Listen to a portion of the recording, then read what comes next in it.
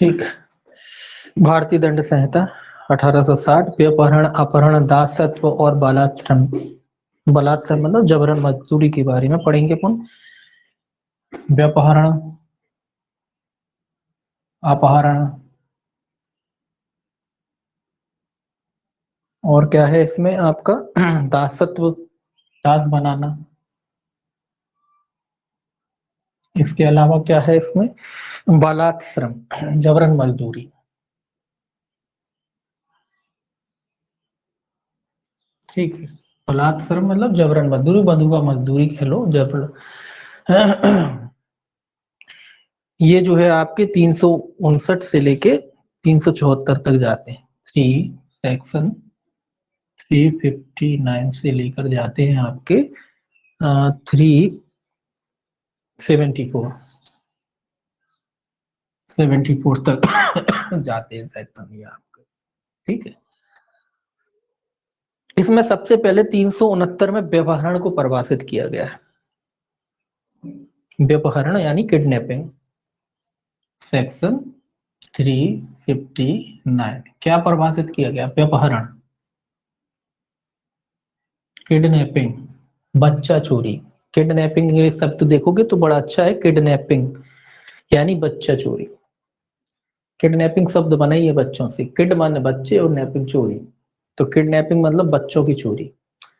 तो लेकिन अब आप साधारण भाषा में आपने देखा होगा कि किसी का अपहरण भी हो जाता तो लोग कहते हैं बेटे किडनैपिंग हो गई। किडनैपिंग केवल व्यभिचार को कहते हैं, है ना, उसको एबडक्शन कहते हैं। तो इसको क्या कहते हैं, किडनैपिंग।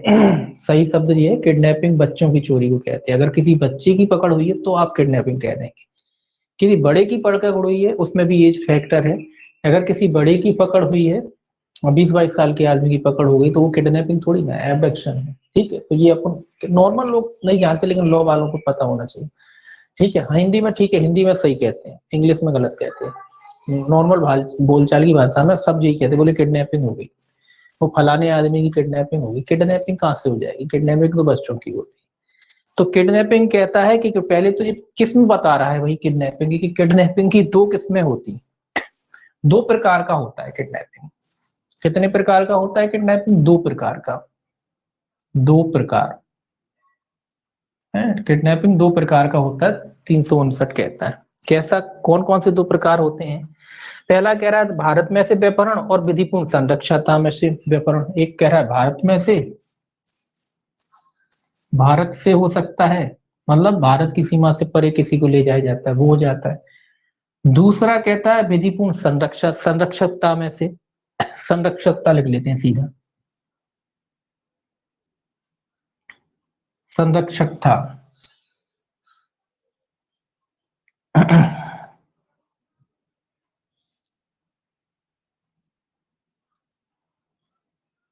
संरक्षकता, संरक्षकता मतलब विधिपूर्ण संरक्षकता होनी चाहिए। संरक्षकता का मतलब ये नहीं कि कोई के भी, विधिपूर्ण संरक्षकता होनी चाहिए। तो विधिपूर्ण लिखना अपने लिखा नहीं, तो विधिपूर्ण संरक्षकता होनी चाहिए। और दूसरा भारत में से। कैसे हो सकता है, 2 प्रकार से हो सकता है। एक तो भारत में से हो सकता है, दूसरा विधिपूर्ण संरक्षकता में से हो सकता है। क्या हो सकता है, आपका व्यपहरण हो सकता है। ठीक है, भारत में से व्यपहरण के लिए कोई एज नहीं है, किसी का भी हो सकता है। ठीक है, एक बात ये भी याद रखना, भारत में से विधि व्यपहरण के लिए कोई एज नहीं है भैया। भारत में की बात है तो किसी का भी हो सकता है। भारत में से जो व्यपहरण है वो किसी का भी हो सकता है। इसमें लिखा है भारत में से व्यपहरण 360 फिर कहता है भाई इसको, 360 देखिए 360 क्या कहता है। अब 360 इसको कहता है कि भारत में से कैसे होगा, भारत में से व्यपहरण ये कहता है जो कोई व्यक्ति, जो कोई किसी व्यक्ति का उस व्यक्ति की या उस व्यक्ति की ओर से सम्मति देने के लिए वैध रूप से प्राधिकृत किसी व्यक्ति की सम्मति के बिना भारत की सीमाओं से प्रवण कर दे, वह भारत में से उस व्यक्ति का व्यपहरण करता है, ये कहा जाता है। ये कह रहा है या तो उस व्यक्ति की तरफ, उस व्यक्ति की सहमति के बिना, अगर कोई व्यक्ति सहमति देने के लिए सक्षम है तो उसकी सहमति के बिना, या कोई उसकी संरक्षक है तो उसकी सहमति के बिना। अगर मान लो खुद सहमति नहीं दे सकता तो उसका कोई संरक्षक होगा, उसकी सहमति के बिना, तो उस व्यक्ति की सहमति या उसके वैध रूप से प्राधिकृत व्यक्ति की सहमति, या कह लीजिए सीधा ये कह लीजिए उसका संरक्षक है कोई, तो उसकी सहमति, या तो उस व्यक्ति की खुद की सहमति के बिना, या उसके तरफ से कोई अन्य व्यक्ति जो सहमति दे सकता उसकी सहमति के बिना। तो अन्य व्यक्ति की, अन्य व्यक्ति की सहमति के बिना। अन्य व्यक्ति की सहमति मतलब जो उसकी तरफ से सहमति दे सकने में सक्षम है, उसकी सहमति के बिना। अगर कोई व्यक्ति भारत की सीमा से परे मान लो किसी व्यक्ति को ले जाता है तो माना जाता है कि उसने भारत में से क्या किया, उस व्यक्ति का व्याकरण किया। तो अब यहाँ एक चीज ध्यान में रखना है, यहाँ एज की बात नहीं कह रहा है, भारत में से व्याकरण तो किसी का भी हो सकता है, यहाँ एज की बात नहीं। यहाँ ऐसा नहीं लिखा कि भाई इसमें भारत में से व्याकरण किसी का भी, भारत माता कहते हैं ना, सबकी माता, और किसी को अपने बेटे से अलग करो, माँ से अलग करो तो व्याकरण है, इसीलिए उसकी नजर में सब बच्चे। ठीक है, इतना याद रखो। तो भारत की सीमाओं से व्याकरण के लिए कोई एज बेचने की बात नहीं कही। लेकिन संरक्षकता की जो बात है ये 361 में, उसमें एज की बात आएगी। 361 में ये कह रहा है संरक्षकता में से व्याकरण या विधिपूर्ण संरक्षकता से व्याकरण। ठीक है, ये दूसरा वाला फैक्ट कह रहा है संरक्षकता में से अगर व्याकरण होता है तो क्या है इसके लिए। तो इसमें एज की बात आई है कि अगर किसी संरक्षकता में से अगर किसी व्यक्ति की संरक्षकता के लिए एज है, लड़कों के लिए अलग है, लड़कियों के लिए, लड़कों के लिए एज है 16 वर्ष से कम आयु का पुरुष। कितना है? 16 वर्ष से कम आयु का पुरुष, कम आयु का पुरुष। ठीक है, 16 वर्ष से कम आयु का कोई पुरुष हो सकता है, या 18 वर्ष से कम आयु की कोई स्त्री हो सकती है। 18 वर्ष से कम आयु की स्त्री हो सकती है। तो स्त्रियों के लिए एज है 18 वर्ष और पुरुषों के लिए एज है 16 वर्ष। या फिर कोई विकृत चित्त पागल हो सकता है, पागल लिख देते हैं सीधा, पागल। विकृत चित्त व्यक्ति हो सकता है, सॉरी पागल विकृत चित्त व्यक्ति हो सकता है। पागल व्यक्ति, विकृत चित्त व्यक्ति का मतलब सभी आ जाएंगे इसमें। पागल तो हमने लिख दिया है, मतलब सभी आ जाएंगे जिनकी सोच नहीं, जिस कम बुद्धि के होते वो भी आ जाएंगे इसमें। जो अपनी तरफ से सहमति देने में सक्षम नहीं वो भी आ जाएंगे इसमें, है ना। तो वो सारे व्यक्ति लोग आ जाएंगे। पागल किसी भी एज का हो सकता है, पागल के लिए एज नहीं है। या कोई ऐसा व्यक्ति है जिसमें कम समझ है, समझ ही नहीं है, बिल्कुल ना समझ टाइप का है, वो भी आ जाएगा। तो उसके लिए कोई एज नहीं है। तो अगर लड़कियां हैं तो 18 वर्ष, और अगर लड़के हैं यानी पुरुष हैं तो 16 वर्ष। इनको उनके जो संरक्षक है, जो उनकी तरफ से सहमति देने के लिए सक्षम व्यक्ति है, उनकी सहमति के बिना अगर कोई व्यक्ति ले जाता है तो ऐसा माना जाता है कि वो उन व्यक्ति का क्या करता है, व्यवहरण करता है। तो इसके लिए एज है 16 और 18, ये याद रखना है। इसका एक अपवाद भी है। इस धारा का विस्तार किसी ऐसे व्यक्ति के कार्य पर नहीं है जिसे सद्भावना पूर्वक विश्वास है कि वह किसी अधर्मज शिशु का पिता है, या जिसे सद्भावना पूर्वक विश्वास है कि वह ऐसे शिशु की विधिपूर्ण अभिरक्षा का हकदार है, जब तक कि ऐसा कार्य दुराचारिक या विधिपूर्ण प्रयोजन के लिए ना किया। ये एक तरीके से पिताओं के लिए है कि अगर कोई व्यक्ति की अधर्मज संतान है, अधर्मज मतलब शादी के बिना जो संतान होती है, अगर किसी पिता को ये लगता है कि ये मेरा बेटा है, वो अपना संतान है, उसको वो सद्भावना पूर्वक साथ ले जाता है। या अन्य कोई व्यक्ति है जिसको ये लगता है कि उसकी संरक्षकता उस व्यक्ति के पास होती है, होना चाहिए। ठीक है, सब संरक्षकता का वो हकदार है, मतलब वो बच्चे को अपने पास रखने का हकदार है। ऐसा अगर उसे लगता है और वो गुड फेथ में अगर बच्चे को अपने साथ लेवा ले जाता है या चला जाता है, तो फिर इसको जो है व्याकरण नहीं माना जाएगा। लेकिन इसके लिए शर्त यही है कि गलत नियत से ऐसा कार्य नहीं किया जाना चाहिए। अगर एक पिता अगर उसकी अधर्मज संतान है और वो केवल गलत नियत से, गलत नियत मतलब केवल इस उद्देश्य से कि वो सामने वाला जो भी पक्षकार है उसको वो कष्ट पहुंचाए, दुख पहुंचाए, इस नियत से अगर वो ले जाता है तो व्याकरण हो जाएगा। तो गलत नियत से नहीं ले जाना, गुड फेथ में ले जाता है, अपनी औलाद, अपनी संतान या संरक्षा का समझ कर ले जाता है, तो फिर जो है व्याकरण का अपराध नहीं बनेगा। ठीक है, अन्यथा व्याकरण का अपराध बनेगा। तो एक अपवाद है एक तरीके से पिता कह लीजिए। और ये कौन से पिता है? ये बगैर शादी वाले पिता है, अधर्मज संतान लिखा है इसमें। ठीक है, तो उसके लिए है तो उनके लिए जो एक बचाव है। तो ये आप समझ गए, व्याकरण दो प्रकार का होता है, भारत में से व्याकरण और विधिपूर्ण संरक्षकता में से व्याकरण। व्याकरण फिर भारत में से व्याकरण 360 में है और विधिपूर्ण संरक्षकता में से 361 में दिया है। भारत में से व्याकरण किसी का भी हो सकता है अगर उस व्यक्ति की जो सहमति देने के लिए सक्षम है उसकी सहमति के बिना, या किसी अन्य व्यक्ति की जो उसकी तरफ से सहमति दे सकता है उसकी सहमति के बिना उसकी भारत की सीमाओं से परे ले जाते हैं। तो आप वो अपराध कौन सा बनता है? व्याकरण का ही अपराध बनता है, किडनैपिंग का ही अपराध बनता है। और संरक्षकता के मामले में अगर स्त्री है तो 18 वर्ष, पुरुष है तो 16 वर्ष, और अन्य सभी जो पागल वगैरह है वो लोग, उनको जो है 361 में अगर हटाया जाता है तो क्या कहते हैं, वही उनका जो है किडनैपिंग की गई। ठीक है, तो इसके लिए एज जो है ध्यान में रखना है। संरक्षिता किडनैपिंग के लिए जो है दो प्रकार है और एज जो है दी गई है। ठीक है, तो ये तो होगा किडनैपिंग, बच्चा चोरी हो गया। अब देखिए आगे किसी का अपहरण 362, सेक्शन 362, ये है अपहरण, एबडक्शन जिसको कहते हैं। अपहरण, ठीक है, अपहरण मतलब एक तरीके से पकड़ करना किसी व्यक्ति की, सीधी भाषा में कहा जाए तो लोगों की पकड़ जो की जाती थी ना, वो आती थी। पहले काफी होती थी, अब कम हो गई हैं, अब भी होती हैं, अब भी होती हैं, लेकिन पहले कुछ ज्यादा ही होती थी। बिहार में तो भैया पूरा उद्योग चलता था ये पहले, पहले, अब कम चलता है, अब भी होती हैं, ऐसा नहीं कि अब बंद हो गई, अब होती हैं, बहुत कम होती हैं, रेयर होती हैं। पहले ये उद्योग था, एक धंधा बना लिया था लोगों ने इसका, बेरोजगारी है। देखिए ये सब अपराध होते हैं बेरोजगारी से। आदमी फ्री बैठा, फालतू बैठा तो क्या करेगा बेचारा, जब उसके पास रोजगार नहीं होगा तो क्या करेगा, यही करेगा, है ना। तो बेचारा लड़का तैयारी किया, सब किया, फिर बेचारे जगह नहीं निकल रही या नहीं हो पाया, तो भाई क्या करता है, वो यही करता है। ठीक है, उसने कहा चलो यही साधन बहुत अच्छा है पैसे वाला बनने का। तो इसी प्रकार के ये सारे अपराध बेरोजगारी से ही उत्पन्न होते हैं। ठीक, तो लोग करते थे, ये पहले धंधा चलता था बिहार में, लोग पकड़ लेते, पैसे मांगते थे, फिरौती मांगते थे उनके लिए, तो वो सब, तो अपहरण एक तरीके से पकड़ करना है। ये कह रहा है जो कोई किसी व्यक्ति को किसी स्थान से जाने के लिए बल द्वारा विवश करता है, इसके लिए शब्द इंपॉर्टेंट है, काय के द्वारा विवश करता है, किसी व्यक्ति को, किसी भी व्यक्ति को, इसमें एज फैक्टर नहीं है, किसी भी व्यक्ति को या किसी व्यक्ति को, ठीक है, किसी भी व्यक्ति को किया जा सकता है, काय के द्वारा, किसी स्थान से जाने के लिए, किसी किसी स्थान से जाने के लिए, स्थान से, ठीक है, किसी स्थान से जाने के लिए क्या करता है, शब्द याद रखना है, बल द्वारा विवश करता है, ये शब्द इंपॉर्टेंट है, बल द्वारा क्या करता है, विवश करता है, ये मोस्ट इंपॉर्टेंट शब्द है, याद रखना है आपको। किसके द्वारा विवश करता है, बल द्वारा विवश करता है। आगे पढ़िए देखिए, या किन्हीं प्रवंचनापूर्ण उपायों द्वारा उत्प्रेरित करता है, या प्रवंचनापूर्ण उपाय करता है। प्रवंचना सीधा लिख देते हैं, प्रवंचना, या प्रवंचना करता है, सीधा लिख दिया आपने प्रवंचना। तो प्रवंचनापूर्ण उपाय द्वारा क्या करता है, उत्प्रेरित करता है, वह उस व्यक्ति का अपहरण करता है, यह कहा जाता है। तो इसमें दो फैक्ट इंपॉर्टेंट है, एक तो बल द्वारा विवश किया जाना, दूसरा प्रवंचना, ये दो चीजें इसमें इंपॉर्टेंट है अपहरण के लिए।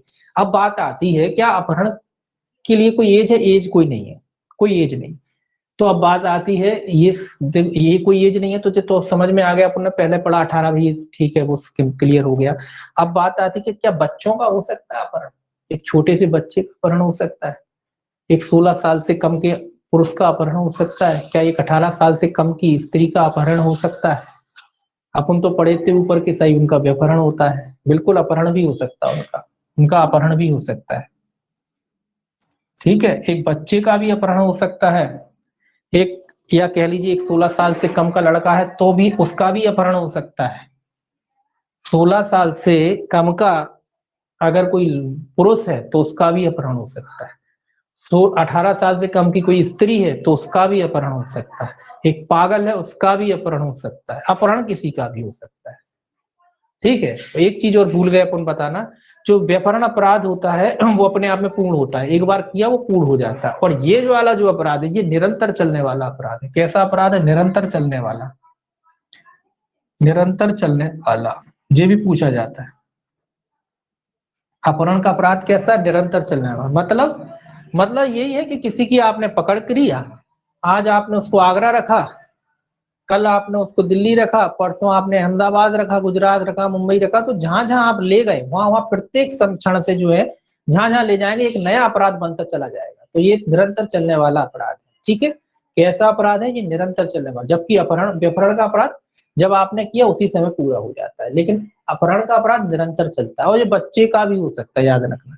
इसमें एक उदाहरण में से मैं समझा दूं आपको, एक उदाहरण दिया भी है, इसमें आता भी है कि एक बच्चा एक मेले में, मान लो कुंभ का मेला है, मान लो कुंभ में खो जाते हैं ना बच्चे, एक बच्चा कुंभ में अपने माता पिता से बिछड़ गया, अब वो किसी की तो अभी रक्षा में है नहीं, वहां पे कोई व्यक्ति मिलता है उसे, वो उसको बल के द्वारा, क्या शब्द आया, बल के द्वारा, बल के द्वारा उठा करके ले जाता है, ठीक है।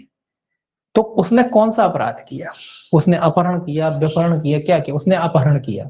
जब बल शब्द आ गया तो समझ लो क्या किया उसने, अपहरण।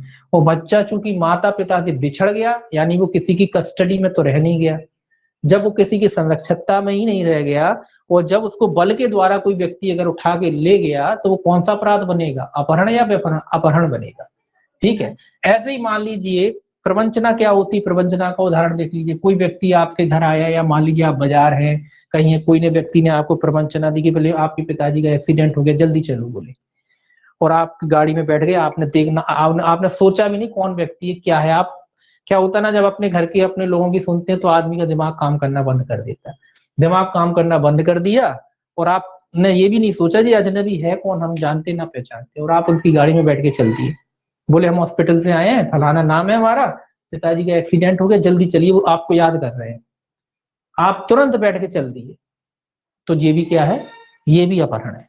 अगर कोई इस तरीके से ले जाता है, या कोई अन्य तरीका भी हो सके, उदाहरण है एक, तो इस तरीके से ले जाता है तो भी ये अपहरण ही है, ठीक है। तो दो चीजें इसमें आवश्यक है अपहरण के लिए, बल और प्रवंचना, ठीक है। क्या आवश्यक है, बल और प्रवंचना, अगर बल और प्रवंचना है तो वो अपहरण है, चाहे वो बच्चे की हो चाहे वो बड़े की हो, ठीक है। अब देखिए इसमें तो यही फैक्ट इसमें इंपॉर्टेंट थे।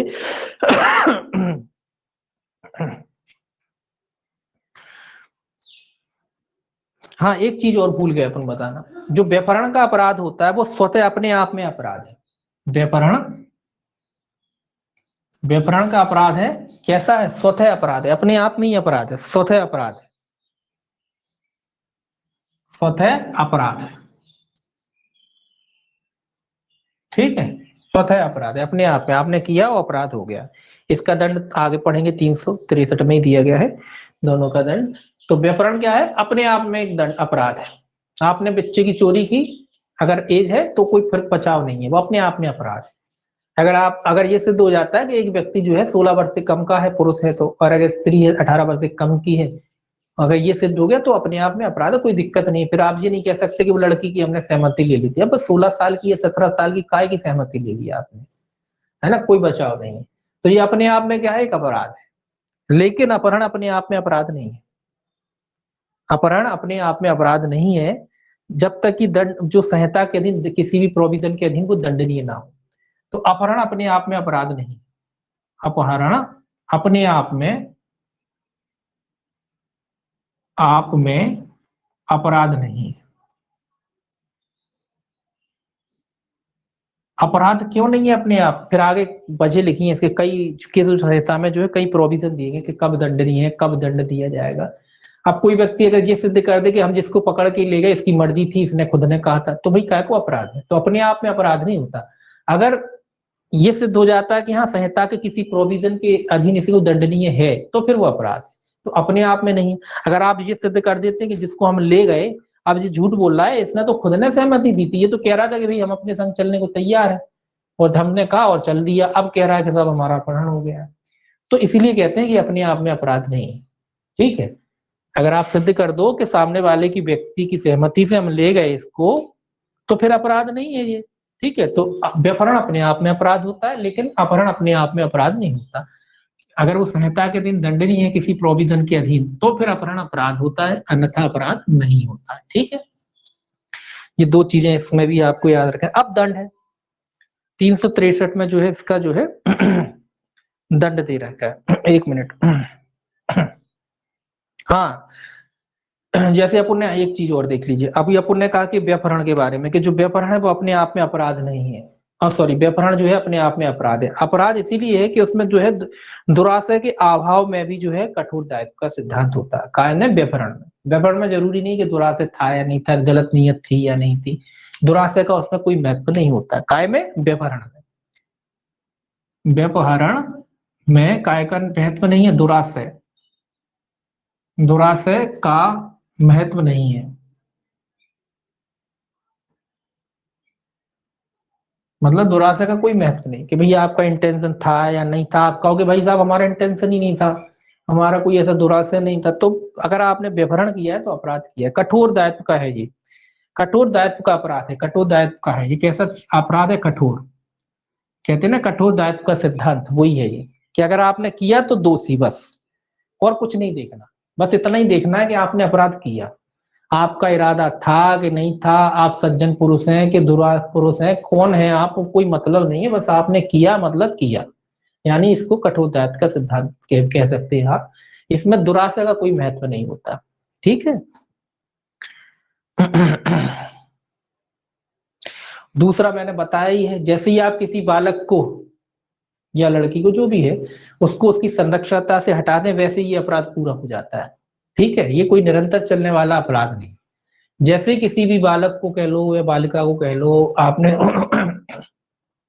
किसी की संरक्षणता में से हटाया, अपराध अपने आप में क्या हो जाता है? पूर्ण हो जाता है। और व्यपरण आप जानते हैं कि अपने आप भी में ही दंडनीय है, कोई जरूरत नहीं है कि इसका प्रयोजन जो है आप जो है साबित करें, ठीक है। कोई प्रयोजन को जो है इसमें साबित करने की आवश्यकता नहीं है। एक मिनट, कोई उदाहरण वगैरह है इसमें? अभी नहीं।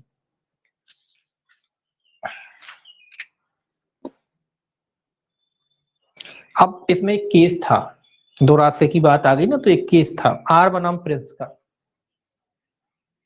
R versus Prince. आर बनाम प्रिंस का आपने सुना ही होगा, बहुत फेमस केस है, इसी का है। आर बनाम प्रिंस का मामला था 1875 का, ये इस पे बहुत फेमस केस है, 1875 का। इसमें क्या था, 18 वर्ष से कम आयु की बालिका थी, ठीक है, 18 वर्ष से कम आयु की बालिका थी। बालिका की एज क्या थी? 18 वर्ष से कम। ये भगा ले गए प्रिंस उसको वर्ग से, ठीक है। ये उनको भगा ले गए और फिर इनने बचाव लिया। बोले क्या बचाव लिया ना, कि भैया सद्भावना का लिया। क्या लिया? सद्भावना का विचार।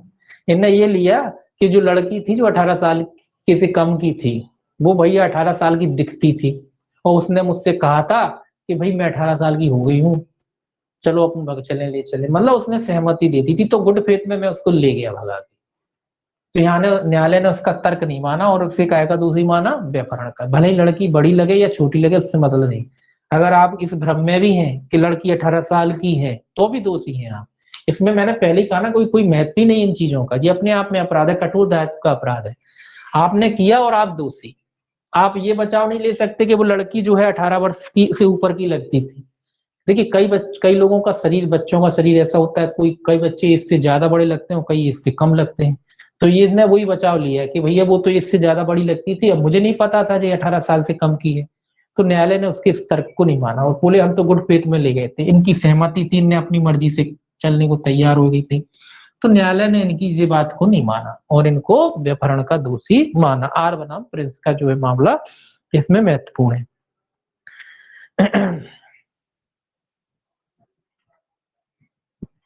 अब बात आती है, अब एक क्वेश्चन और बनता है। अभी यहाँ तो अपन पढ़ रहे थे पेपर में, संरक्षकता की बात पढ़ रहे थे। अब एक क्वेश्चन आपका उदाहरण के लिए भी आ जाता है, वैसे भी आ जाता है। यहाँ संरक्षकता से हटाना जरूरी है व्याकरण में, ये तो सभी जानते हैं, अपन ने पढ़ा भी है। कई बार ऐसा होता है कि अगर कोई बालक है या कोई बालिका जो किसी की संरक्षकता में है ही नहीं और उसको कोई व्यक्ति ले जाता है, तो क्या फिर ये वाला अपराध बनेगा व्याकरण? तो नहीं बनेगा। उसके लिए संरक्षकता जरूरी है व्याकरण के लिए। अगर कोई बालक जो है अपनी संरक्षकता से बाहर हो जाए, उसमें एक उदाहरण आता है कि एक लड़की, इसमें आपका दिया भी है, एक लड़की मान लो अपना घर बार त्याग के चली गई, अपने माँ बाप का घर छोड़ के भाग गई, है ना, भाग गई। एक लड़की ने क्या किया, अपने माँ बाप का घर त्याग दिया, ठीक है। ए नाम की लड़की थी, उसने घर त्याग दिया, भाग गई घर से, और एक भिखारिन के साथ रहने लगी जाके। बी नाम की या बी नाम की एक भिखारिन है, इसके साथ रहने लगी, बढ़िया भीख मांगती थी। इसने कहा ठीक है, हमारे साथ बटाओगी, रहो हमारे साथ, क्या करना, दोनों मिलके मांगेंगे। इसके साथ रहने लगी। 80 नाम का कोई व्यक्ति आया, वो इस लड़की को ले गया भगा के। तो अब बात आ रही है कि जैसे सी नाम का जो व्यक्ति था, क्या इसने व्यभिचार का अपराध किया? नहीं किया। क्यों नहीं किया? क्योंकि वो किसी की संरक्षकता में नहीं थी। क्यों नहीं थी? क्योंकि माँ बाप की संरक्षा वो पहले त्याग चुकी थी। और जो बी है, अब आप कहोगे बी की संरक्षकता, तो बी की संरक्षकता है लेकिन वो विधिपूर्ण संरक्षकता नहीं है। आप शब्द पढ़ा होगा विधिपूर्ण संरक्षकता, तो विधिपूर्ण संरक्षक नहीं है बी, भले ही बी के साथ रह रही है वो, लेकिन बी कोई उसकी विधिपूर्ण संरक्षक नहीं है। इसीलिए सी जब इसको भगा के ले जाता है तो सी ने व्यपहरण का अपराध नहीं किया। ठीक है, ये भी याद रखना आपको। व्यपहरण के अपराध के लिए संरक्षकता जरूरी। कोई व्यक्ति चला जाता है घर से छोड़ के, कोई लड़की लड़का जो भी है, और उसको कोई तीसरा पुरुष कोई दूसरी जगह से वहां से ले जाता है, तो फिर व्यापरण का अपराध नहीं बनेगा, क्योंकि इस विधिपूर्ण संरक्षकता होना जरूरी है। अब व्यापरण के अपराध के लिए विधिपूर्ण संरक्षकता होनी जरूरी है। अब एक उदाहरण इसमें दी है, देखिए मैं बता देता हूँ। का 13 वर्ष की लड़की रा को उसके विधिपूर्ण संरक्षक की सहमति के बिना बहका ले गया और अपने घर पर रखा। क्या करा, एक 13 साल की लड़की को उसके घर से भगा ले गया। 13 वर्ष की लड़की को क्या कर गया, भगा के ले गया और अपने घर पे रखा। कहाँ करा, अपने घर पे रखा उसने, अपने घर। किसने, ए मान लो, कोई भी मान लो, ए नाम का पुरुष है, लड़का है, जो भी है, वो 13 वर्ष की लड़की को भगा ले गया और उसने क्या करा, अपने घर पे रखा। कहाँ ले आया, अपने घर ले आया, इसने हटाया संरक्षात्मक। ठीक है। इसी दौरान खा उस लड़की रा से मिला, इसी दौरान खा उस लड़की रात से मिला और रा की सम्मति से, किंतु का की सम्मति के बिना उसने अपने साथ ले चला गया। यहाँ का ने कोई अपराध नहीं किया। क्या मतलब है, अब ये घटना क्या हो रही है, ये घटना ऐसे हो रही है, देखिए इसको थोड़ा और समझेंगे। ए नाम का जो व्यक्ति था, ये लड़की को भगा के लाया। ए नाम का लड़का लड़की 13 साल की जो लड़की थी उसको भगा के लाया और अपने घर पर रखा उसको। अब इनके मित्र आए होंगे, कोई भी आए हों, अपने घर पे रख रहा था। संरक्षकता से किसने हटाया, इसने हटाया था, ए ने। इनके घर पे मान लो बी मित्र आ गए, लड़की का नाम देने की आवश्यकता नहीं है, तो बी नाम के कोई मित्र आए और वो लड़की ने इसके घर से क्या करा, उस लड़की को ये भी भगा के ले गए। ये क्या ले गए, ये भी ले गए भगा के। ये बी जो है लड़की को ये भगा ले गया। ठीक है, बी भगा ले गया। अब बात आती है, अब बी की वो बात करें, ए ने किया अपराध तो किया, अब हम बी की बात कर रहे हैं। क्या बी ने जो है व्यापरण का अपराध किया, नहीं किया। बी ने कोई अपराध नहीं किया, क्योंकि जो लड़की थी इसकी घर पे थी, यानी जो ए था उसके यहाँ थी, और ए उस एक की कोई विधिपूर्ण संरक्षकता उसकी मानी नहीं जाएगी, क्योंकि ए खुद उसको संरक्षकता में से हटा के लाया। अब बी अगर ए के घर से, वो लड़की जो भाग के आई थी ए के घर, उसको भगा ले जाता है, तो बी ने कोई अपराध नहीं किया। ठीक है, क्यों नहीं किया, क्योंकि संरक्षकता में से नहीं हटाया उसने उसको, उसने तो ए के घर से हटाया। हाँ, अगर बी डायरेक्ट उसके माता पिता के घर से भगा के ले जाता तो व्यापरण हो जाता, या उसकी संरक्षकता में से हटाता तो व्यापरण हो जाता। ए ने अब किया, ए ने व्यापरण किया, लेकिन बी की बात कर रहे हैं हम, बी ने कोई अपराध नहीं किया। ठीक है, ये भी याद रखना, क्योंकि बी ने उसको संरक्षकता में से नहीं हटाया, तो ये भी आपको याद रखना है।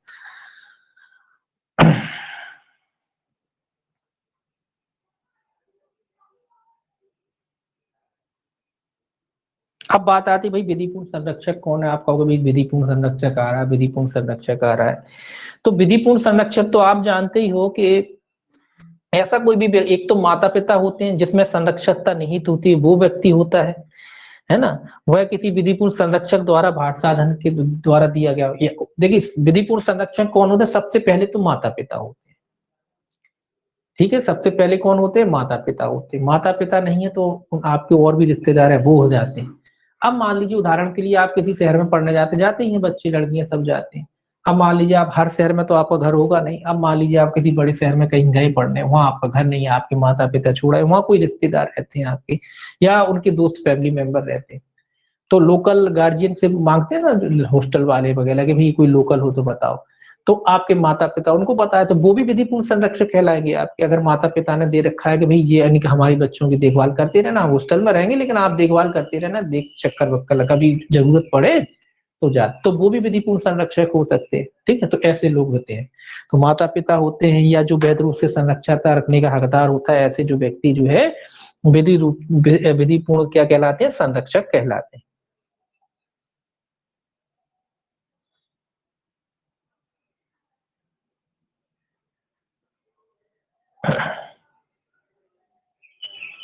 एक केस और है इसमें, प्राण कृष्ण शर्मा। हालांकि पूछा नहीं जाता, प्राण कृष्ण शर्मा, ये काफी पुराना केस है। प्राण कृष्ण शर्मा जी थे, ये 1882 के, कलकत्ता के। इन्होंने क्या किया, इन्होंने जो है माता पिता की सहमति के बिना जो है उनकी जो अवयस्क पुत्री थी उनका विवाह करा दिया।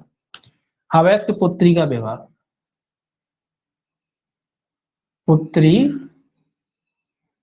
का विवाह, ठीक है। क्या किया इन्होंने, इन्होंने ये किया कि जो उनके माता पिता थे जो लड़की के, उसकी सहमति वेमति लिए बिना उस अवश्य लड़की की शादी करा दी। तो न्यायालय ने क्या कहा, न्यायालय ने इनको भी व्यभिचार का दोषी माना कि भैया आप भी चले जाओ अंदर। जब आपने माता पिता की सहमति के बिना उनकी सहमति क्या कराई है, शादी कराई है और लड़की अवयस्क है, तो आप भी व्यभिचार के दोषी माने जाओगे, ठीक है। तो न्यायालय ने क्या करा, इनको भी जेल पहुंचा दिया, ठीक। ये याद रखना है आपको। अगर किसी अवैध लड़की की शादी उसकी सहमति के बिना, मतलब उसकी सॉरी उसके माता पिता की तरफ से सहमति के बिना, या कह लीजिए उसकी संरक्षक की सहमति के बिना कराई जाती है, तो वो भी व्यभिचार का अपराध माना जाता है, ठीक है। ये कौन से केस में कहा है, प्राण कृष्ण शर्मा के बाद में कहा गया।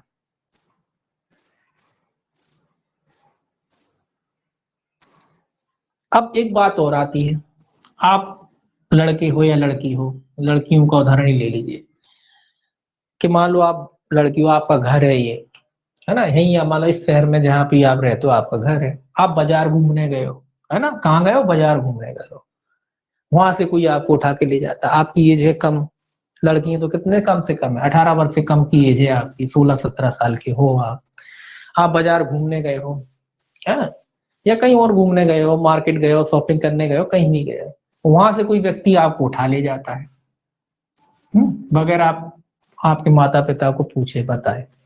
तो अब बात आ रही, तो क्या ये अपहरण का व्यभिचार का अपराध बनेगा, ये भी बनेगा, ये व्यभिचार ही बनेगा। क्यों बनेगा, ऐसे में जो है माता पिता की जो है संरक्षकता मानी जाएगी। आप घर से बाहर निकलते हो, इसका मतलब ये नहीं कि माता पिता आपके पीछे तलवार लेके जाएंगे या भाला लेके जाएंगे, ठीक है ना। अगर आप घर से घूमने जा रहे हो, निकल रहे हो, तो भी ये माना जाएगा कि आप माता पिता की संरक्षकता में हो, जब तक कि उनकी संरक्षा से हटाया ना जाए। वो बात अलग थी, आप कहोगे पहले उदाहरण, वो बात अलग थी कि लड़की खुद भाग गई घर से, तो संरक्षकता त्याग दी ना उसने, है ना, कहीं और चली गई, वो बात अलग थी। लेकिन अगर आप मम्मी पापा से कह के जा रहे हो, बाजार जा रहे, किताब लेने जा रहे, कुछ लेने जा रहे, तो संरक्षकता में ही कहलाओगे आप।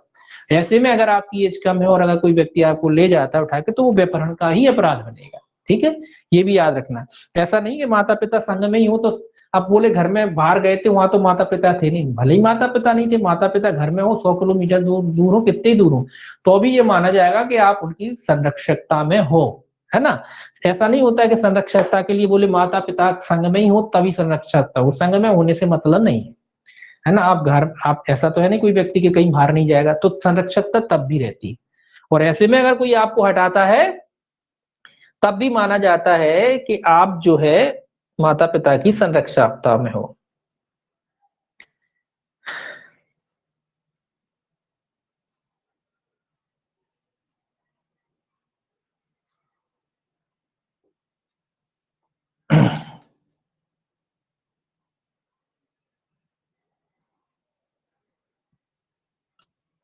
इसमें एक केस और है, बेली बनाम कॉक्स,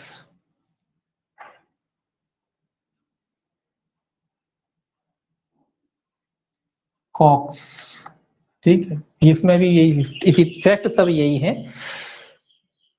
इसमें भी शादी कर ली थी अवश्य लड़की से, उसके माता पिता की संरक्षकता से जो है हटा के।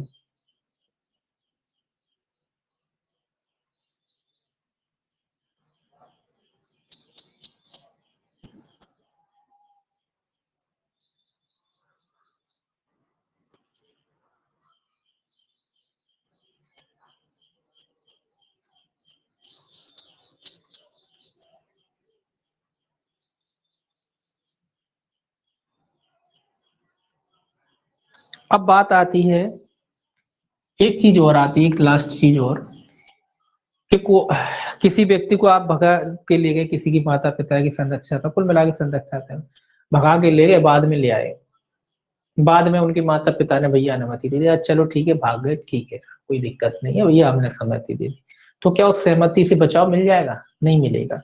अगर कोई व्यक्ति भगा ले जाता है, विधिपूर्ण संरक्षणता में से भगा ले जाता है, और बाद में आगे माता पिता की या जो भी संरक्षक है उसकी सहमति प्राप्त कर लेता है, तो क्या कोई बचाव मिलेगा, नहीं मिलेगा, ठीक है। गणेश बनाम राज्य में कहा गया है। गणेश वर्सेस राज, ठीक है, 1909 का मामला है इलाहाबाद का। 1909 मतलब ये कह रहा है कि बाद में सहमति का कोई प्रभाव नहीं पड़ने वाला। आप पहले भगा ले गए और बाद में फिर आके हाथ पैर जोड़ लिए, सहमति मांग ली, उन्होंने कहा ठीक है भैया, तो कोई बचाव नहीं मिलेगा इसमें, तो कोई भी बचाव नहीं मिलेगा। ये कोई बचाव नहीं है कि आप बाद में सहमति ले ली, पहले भगा ले गए उसके बाद आके सहमति मांग ली, तो कोई बचाव नहीं, व्यापरणी माना जाएगा, ठीक। और अपवाद आपने देख लिया, अगर कोई व्यक्ति ये समझता है कि मैं शिशु का पिता हूं और सद्भावना पूर्वक ले जाता है ना, या उसको ये लगता है कि मैं जो शिशु है उसकी संरक्षकता रखने का हकदार हूं, और गुड फेथ में अगर वो बच्चे को ले जाता, तो ये दो जो है इसके अपवाद हैं। ये तो व्यापहरण हो गया। अब अपहरण की बात की थी अपन ने, तो अपहरण कैसा है, किसी भी कोई बात की थी स्थान से ले जाता है किसी व्यक्ति को, या बलपूर्वक उसको क्या करता है, बाध्य करता है, या उत्प्रेरणा या कह लीजिए प्रवंचनापूर्ण उपाय कोई करता है, ठीक है।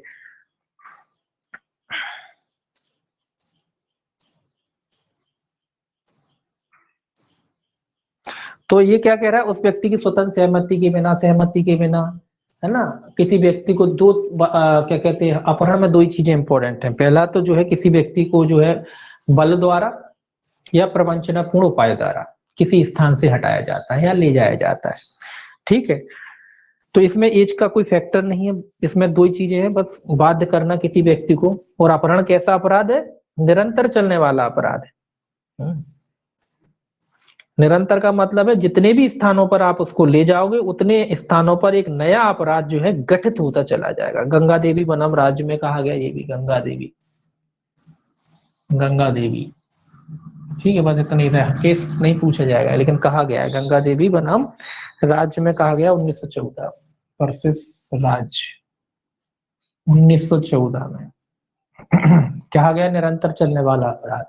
अब आप कहोगे कि भाई ये निरंतर चलने वाला अपराध है, क्या मतलब हो रहा है इसका, समझ में नहीं आ रहा, निरंतर कैसे चल सकता है अपराध। निरंतर का मतलब प्रत्येक क्षण एक नया अपराध बनेगा।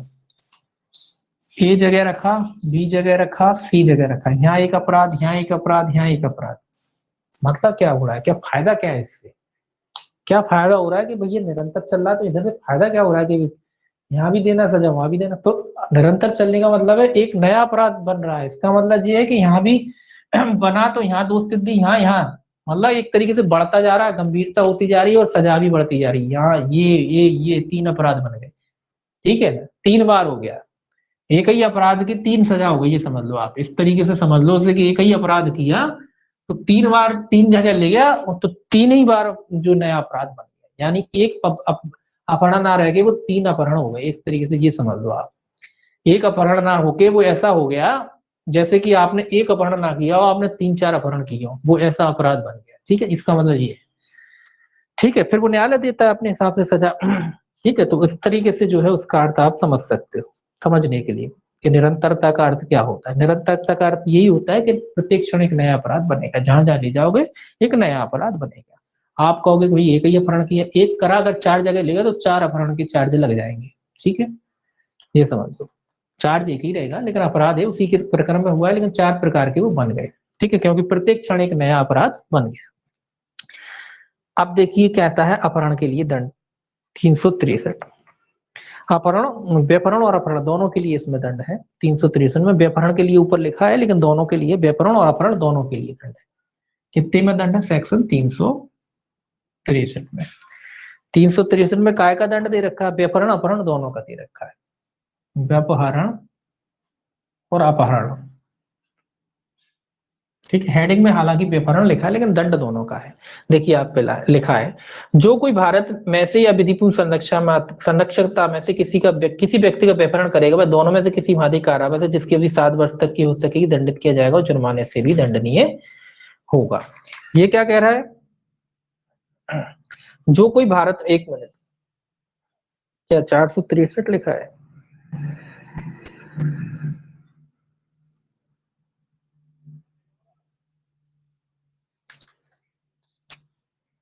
ठीक है। ये कह रहा है जो कोई भारत में से या विधिपूर्ण संरक्षकता में से किसी व्यक्ति का व्यापहरण करेगा, वह दोनों में से किसी माध्यम कारावास से जिसकी अवधि 7 वर्ष तक की हो सकेगी दंडित किया जाएगा और जुर्माने से दंडित होगा। तो इसमें 7 वर्ष तक का कारावास है, किसी व्यक्ति को अगर विधिपूर्ण संरक्षकता से में से बाहर ले जाता है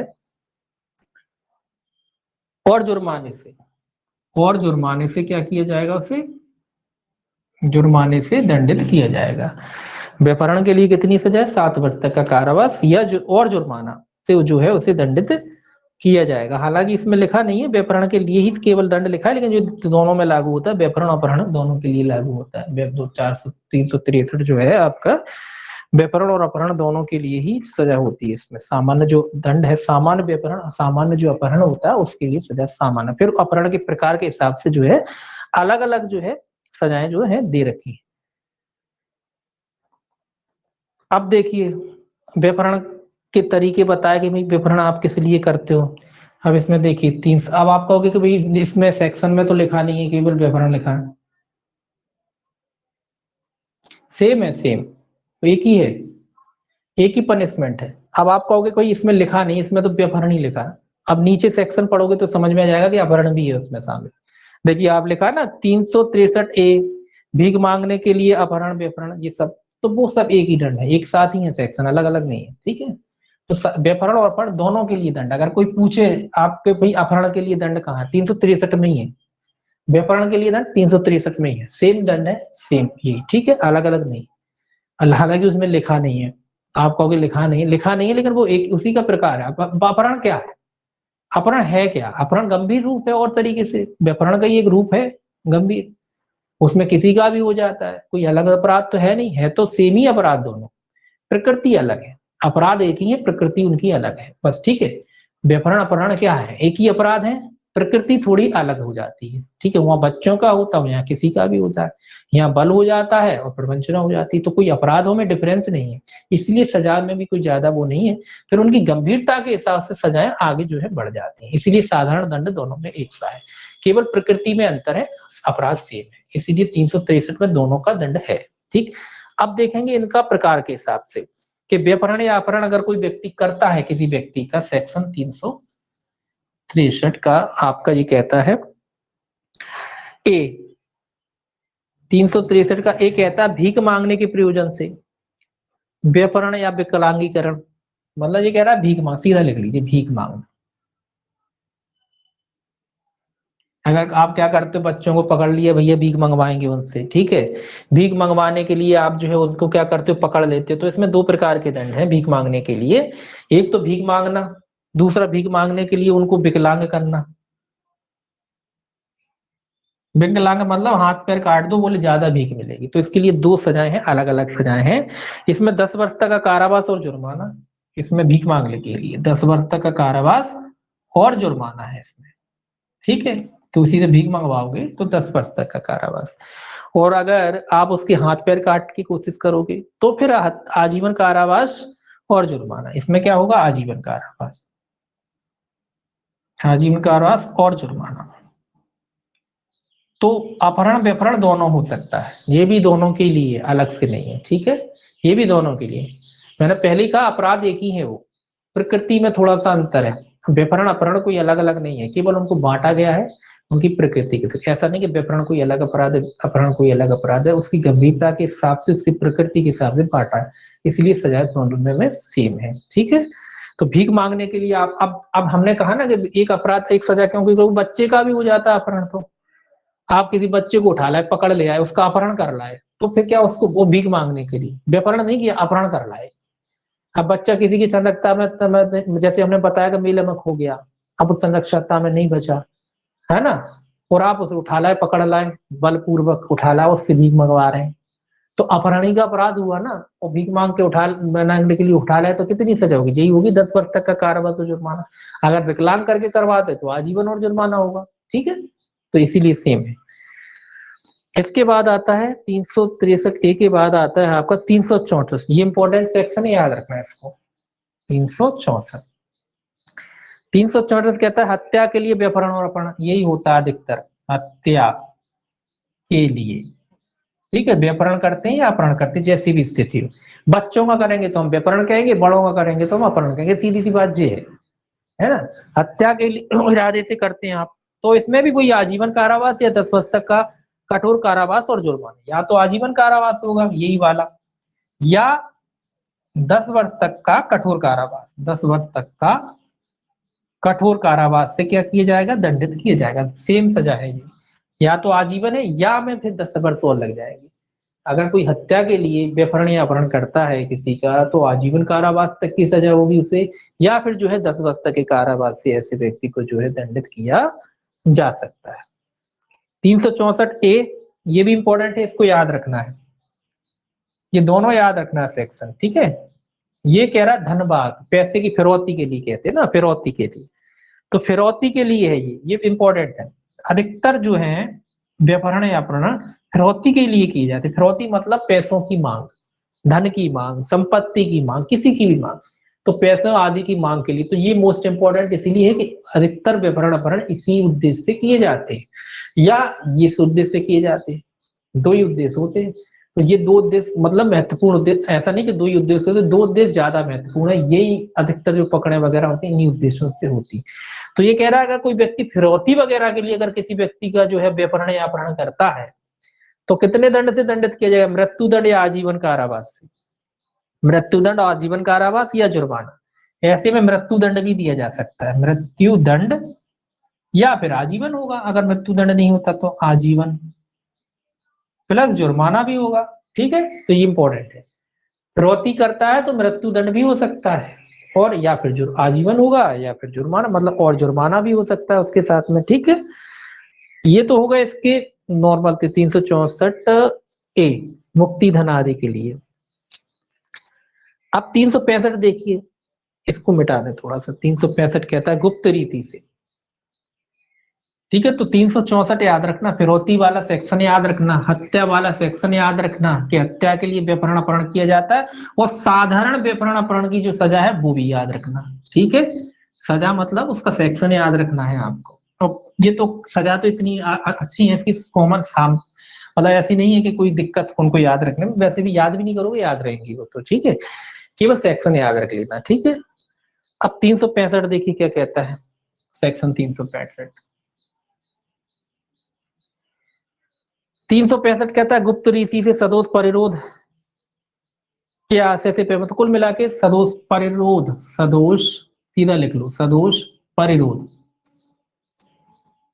मतलब आदमी को सदोष परिरोध पढ़ चुके ना अपन, किसी को बैठ दिया किसी भी दिशा में, जब मतलब गुप्त तरीके से बिल्कुल छिपा के रखे हैं किसी को, उसके लिए है ये, ठीक है। किसी को छिपा लिया, गुप्त रीति लिखा है, गुप्त रीति, गुप्त रीति भी लिख लीजिए, गुप्त रीति मतलब बिल्कुल किसी को पता ना पड़े, उसका सदोष परिरोध के लिए, मतलब एक तरीके से पकड़ कर लिया और एक कई जगह पे बंद करके रखा है उसके हिसाब से, ठीक है। तो इसमें कितनी सजा है भाई, इसमें 7 वर्ष तक का कारावास है, 7 वर्ष तक का कारावास, ठीक है। और जुर्माना 7 वर्ष तक का, और में है जुर्माना, या में नहीं है, और जुर्माना 7 वर्ष तक का कारावास, और जुर्माने से ऐसे व्यक्ति को दंडित किया जाएगा, प्लस जुर्माना, ठीक है। प्लस जुर्माने से उसे दंडित किया जाएगा। ये क्या कर रहा है, परिरोध कर रहा है, सदोष परिरोध कर रहा है। अब देखिए 366 और 367 दोनों में सेम दंड है, ये दोनों में है चलेगा, ध्यान रखना, पहली व्यभिचार अपहरण दोनों। 366 और सेक्शन 367। 366 क्या कहता है, 366 कहता है घोरपति या दासत्व, ये घोरपति या दास बनाना, घोर उपाधि या दासता लिख लीजिए, दासता, दासता लिख लीजिए या दासत्व लिख लीजिए या कुछ भी लिख लीजिए, कोई मतलब कोई फर्क नहीं है ना। कितने में, 366 में, मतलब किसी व्यक्ति को जो है घोरपति, दासत्व या काम वासना, है ना, काम वासना भी आ जाएगा, मतलब ये सारे उद्देश्य है उसके, ठीक है। किसी व्यक्ति को घोरपति करना है, उसको दास बनाना है अपना, उसके संग काम वासना की तृप्ति करना है, ये सारी इस उद्देश्य से उसने किया है। वो करेगा तो वो बात अलग है, अभी करा है, करेगा करा नहीं, करने का इरादा रखता है, ठीक है। 367 क्या कहता है, 300 सॉरी उल्टा हो गया, क्या 367 लिखाया था मैंने, 366। कौन सा सेक्शन लिखा है मैंने, 366 गलत हो गया थोड़ा, 300 उल्टा हो गया सेक्शन, ये 367 है, और ये 300, ये 367 है, और ये 366 उल्टा हो गया थोड़ा, ठीक है। 366 अलग है, 366 कहता है 367 कहता है कि घोरोपति दासत्व वगैरह के लिए, ठीक है। उल्टा हो गया था ये सेक्शन, हाँ ठीक है, उल्टा हो गया है। उल्टा हो गया, उल्टा कर लीजिए। ये 367 है घोरोपति वगैरह का, और 366 क्या था, विवाह या आयुक्त संभोग है। 366 है विवाह या आयुक्त संभोग।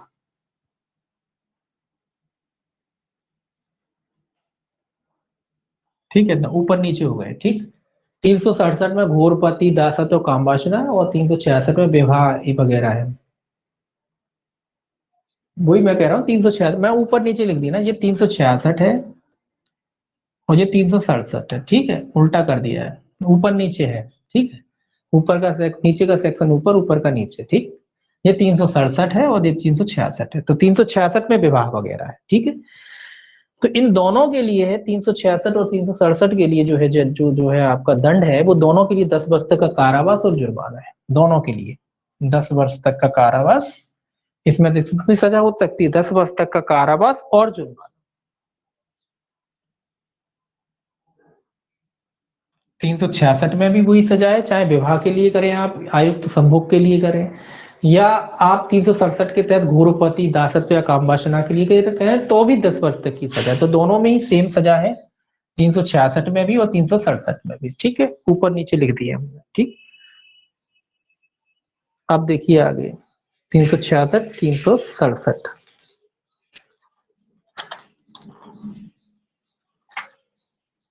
एक मिनट। अब 366 ABC आ जाएगा, 366 ABC और लिखा है, इसमें थोड़ा सा अलग जो है अमेंडमेंट करके जो है जोड़े गए हैं, जिस इनको मिटा दें आप। इनके प्रकार ही 366 के।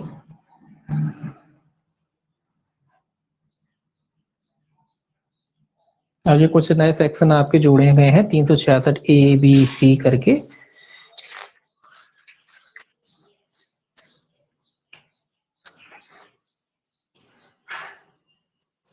366 ए सेक्शन,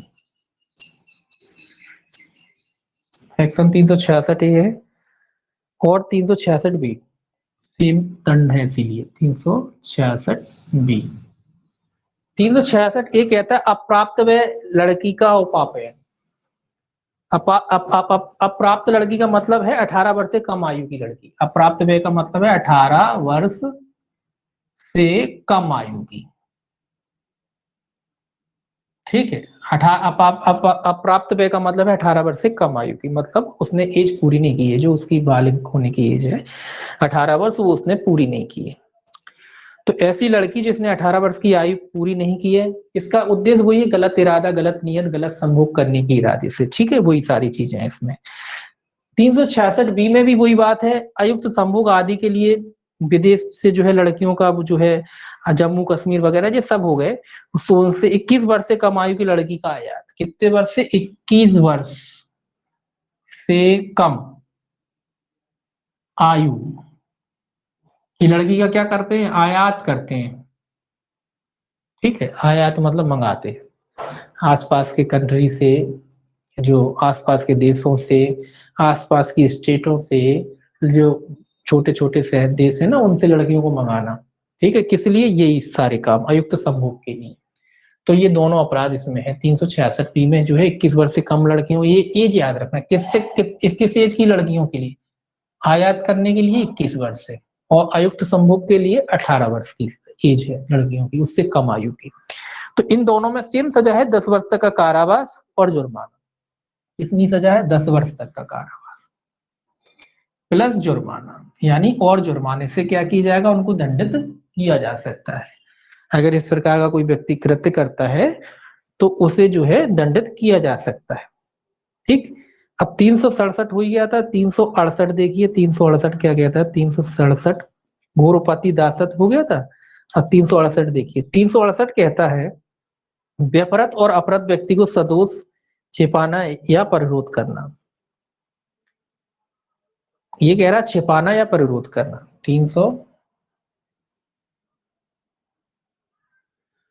मतलब ऐसा व्यक्ति जिसका व्यपहरण किया गया है या अपहरण किया गया है, व्यपरत या अपराध व्यक्ति, सदोष छिपाना लिख लीजिए, सीधा लिख लीजिए, छिपाना, मतलब ये पकड़ के ले आए, चाहे अपहरण किया हो चाहे व्यभिचार, दोनों ही बातें हैं इसमें, चाहे अपहरण किया हो चाहे व्यभिचार किया हो।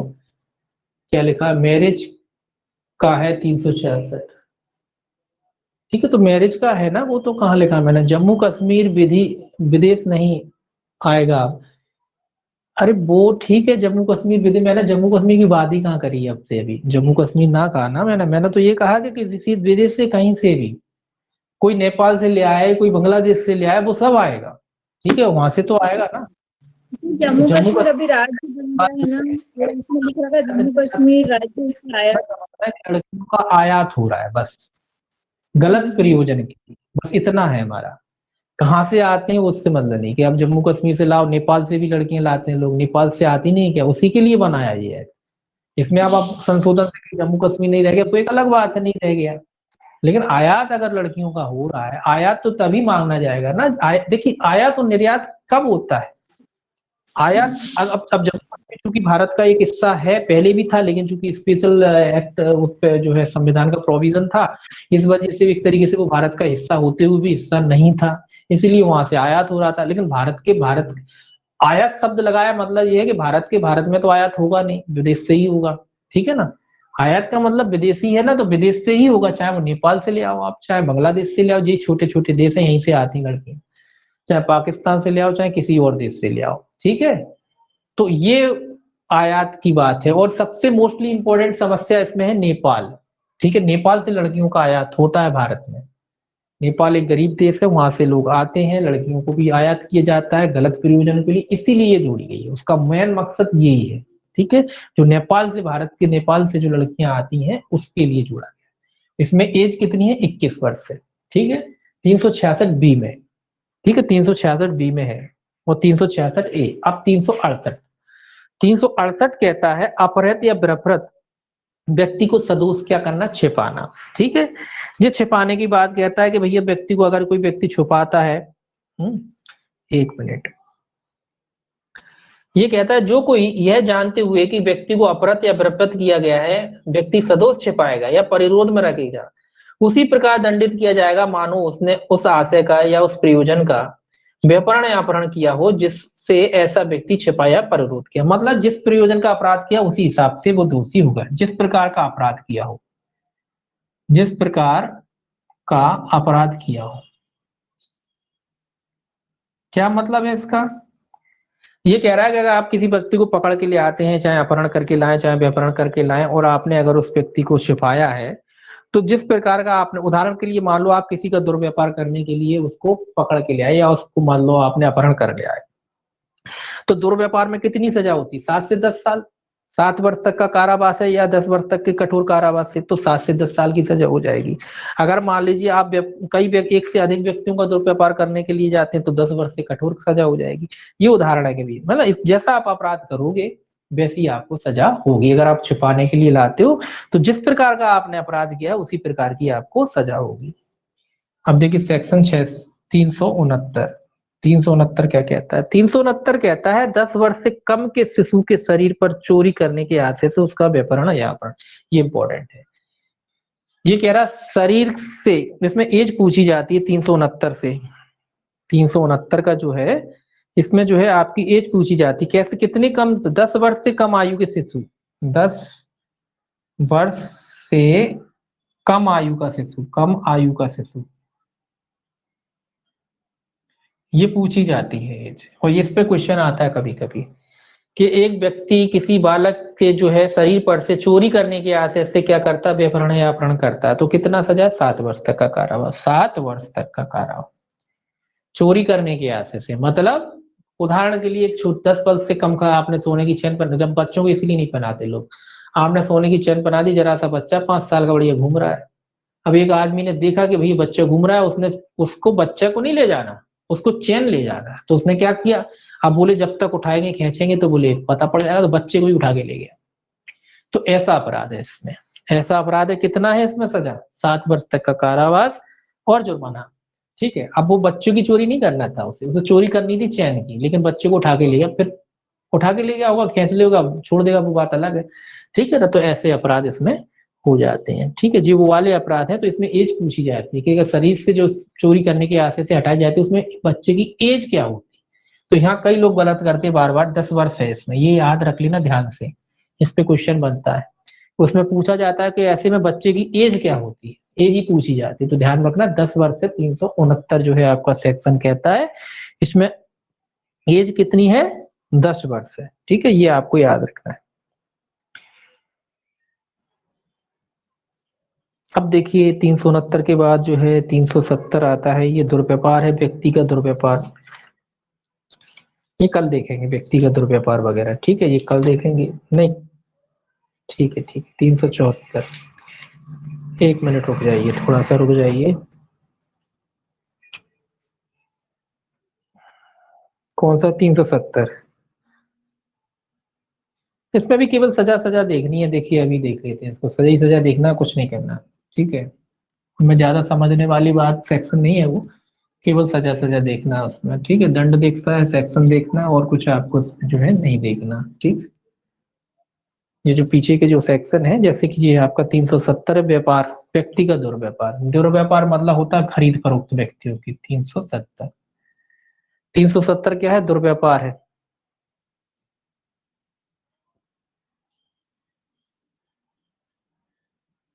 व्यक्तियों की खरीद फरोख्त से संबंधित है कुल मिला के धारा 370। यह कह रहा है जो कोई शोषण के प्रयोजन के लिए, शोषण के प्रयोजन के लिए मतलब क्या क्या करता है। पहला तो ये कह रहा है किसी व्यक्ति को धमकियों का प्रयोग करके धमकी देता है, डराता है। ठीक है, कोई बल का प्रयोग करता है, किसी भी प्रकार से हो सकता है। आपने धमकी के द्वारा किसी को विवश कर रखा है, या बल के द्वारा डरा धमका रखा है, प्रपीड़ित कर रखा है उसे, अपहरण करके ले आए हैं आप, कपट करके ले आए हैं, शक्ति का दुरुपयोग करके ले आए हैं, या उत्प्रेरणा वगैरह द्वारा आप किसी व्यक्ति को ले आते हो, पकड़ के जो है उसको क्या कराते हैं, काम कराते हैं। ठीक है, उत्प्रेरणा द्वारा जिसके अंतर्गत किसी व्यक्ति को जो भर्ती की गए हैं, परिवहन संतरित, ये सारी चीजें आएंगी इसमें। अपन ने खैर कोई ज्यादा देखना नहीं, चलिए तो कल ही देखेंगे, अभी थोड़ा मूड भी नहीं है, कल ही देखेंगे। कल देखेंगे 370 से कल देखेंगे, और बाकी के आगे खत्म करेंगे। आज बस इतना ही रहने दीजिए, व्यक्तियों का दुर्व्यापार।